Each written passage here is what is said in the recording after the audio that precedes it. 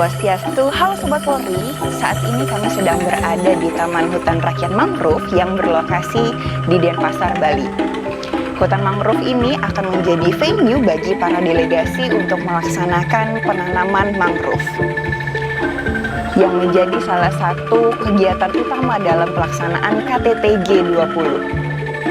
Perlu Sobat Polri ketahui, hutan mangrove ini berfungsi untuk menjaga ekosistem perairan antara laut, pantai, dan juga darat.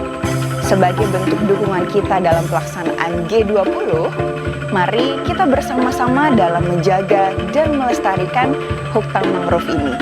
Recover together, recover stronger. Salam presisi.